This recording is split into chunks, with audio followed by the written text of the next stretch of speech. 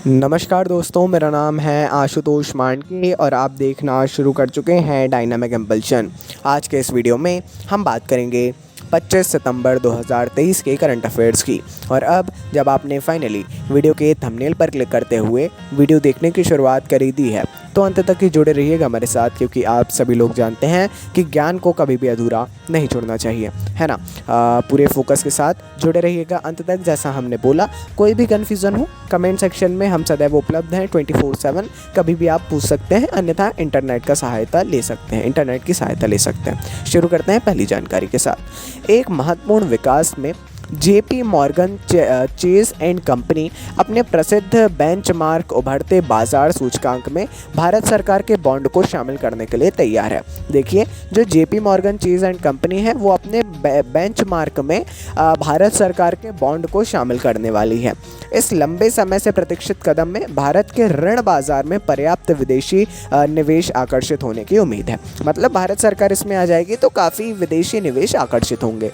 अब ना समझ में आया हो यदि तो अभी समझाना उतना ज़्यादा इजी नहीं है ना, एग्जाम्पल दे के भी। तो JP Morgan chase and company के वर्क समझ लीजिएगा, डेफिनेटली आपको समझ में आ जाएगा बहुत ही आसानी से, है ना। तो आई थिंक ये वाली जानकारी आपको क्लियर हो गई है। कन्फ्यूज़न हो, हमने बोला कमेंट में आप पूछ सकते हैं। आगे बढ़ते हैं। एक महत्वपूर्ण विकास में, ये भी एक विकास के ही क्षेत्र का है।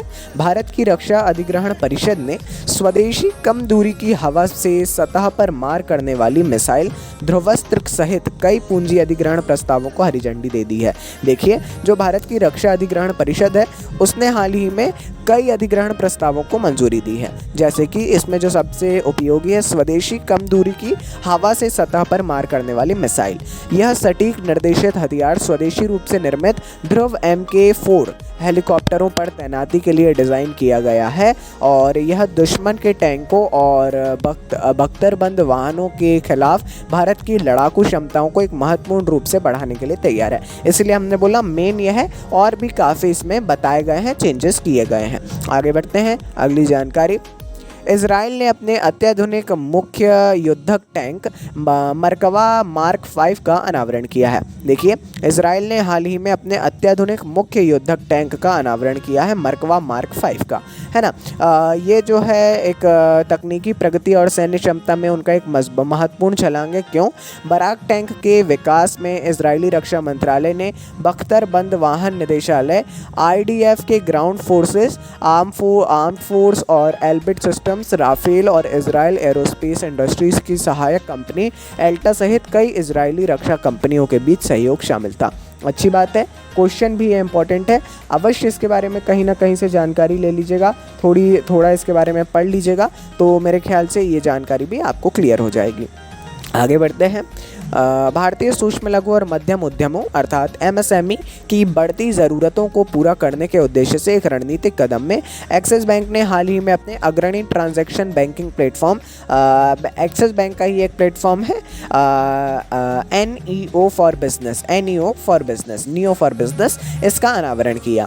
यह जो नवोन्मेषी डिजिटल पेशकश है MSME की वास्तविक समय की आवश्यकताओं को व्यापक रूप से संबोधित करने के लिए डिज़ाइन की गई है। विशेष उन्हीं के लिए है, सिर्फ उन्हीं के लिए बोला जाए तो भी ठीक है, जो भारत में बिजनेस बैंकिंग के परिदृश्य में एक महत्वपूर्ण मील का पत्थर है ना। MSME के लिए काफ़ी समस्याओं का सामना करना पड़ता है MSMEs को, सो अब नहीं करना पड़ेगा, हो सकता है ये काफ़ी ज़्यादा सहायता करे, है ना। अब देखते हैं, मेरा इसमें ऐसा कोई भी ओपिनियन नहीं है और इम्पॉर्टेंट है।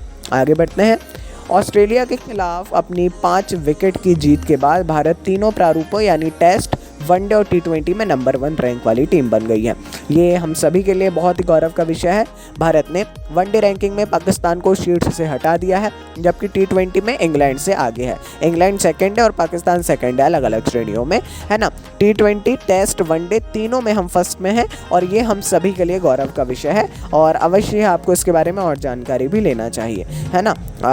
ये वाकई में इसके बारे में पढ़ना भी चाहिए। अगर स्पोर्ट्स की न्यूज़ हम देखते हैं कि कई जो स्टूडेंट्स हैं वो इग्नोर कर देते हैं, बट ऐसा बिल्कुल भी नहीं करना है। स्पोर्ट्स की न्यूज़ बराबर आपके लिए बहुत ही ज़्यादा महत्वपूर्ण होती है और इस बात का आपको भी विशेष ध्यान रखना है कि उसको किस प्रकार पढ़ा जाए और किस प्रकार देखा जाए, हम तो हैं ही। आगे बढ़ते हैं। प्रधानमंत्री नरेंद्र मोदी जी ने 25 सितंबर 2014 को पंडित दीनदयाल उपाध्याय जी की 98वीं जयंती के अवसर पर 2014 में उनकी 98वीं जयंती थी, अंत्योदय दिवस मनाने की घोषणा की थी, जिसे आधिकारिक तौर पर 25 सितंबर 2015 से हर साल मनाया जा रहा है। इसमें भी कंफ्यूज होता है कब से शुरू किया गया है। घोषणा 14 में हुई थी, एक साल बाद 2015 से मनाया जा रहा है। बता दें, पंडित दीनदयाल उपाध्याय जी ने ही सबसे पहले अंत्योदय का नारा दिया था। अंत्योदय क्या है, उनके हिसाब से इसकी परिभाषा क्या थी, है ना, पढ़िएगा। क्यों मनाया जाता है ये दिवस? मैं तो बोलूँगा कि 2014 का प्रधानमंत्री जी का यदि आपके पास समय हो तो वो संबोधन सुन लीजिएगा, तो सारी बातें क्लियर हो जाएंगी, पढ़ना नहीं पड़ेगा। नोट्स आई थिंक आप लोग साथ साथ में बनाते ही चलते होंगे। यदि नहीं बना रहे हैं तो ये एक गलती मैं बताऊँगा। नोट्स साथ साथ में बनाते चलिए, भले ही थोड़ा उतना ज़्यादा प्रॉपर ना बन पाए, है ना, लेकिन जितना ज़्यादा आप बोलेंगे बाद में नहीं हो पाता है। ये बिल्कुल ये बात लिख के ले लीजिए, है ना। जितना ज़्यादा कल करे सो आज कर, आज करे सो अब, इसी दृष्टि से कार्य करिए। तो चलिए, ये थी अंतिम जानकारी। मिलते हैं अगले वीडियो में। नमस्कार। डायनामिक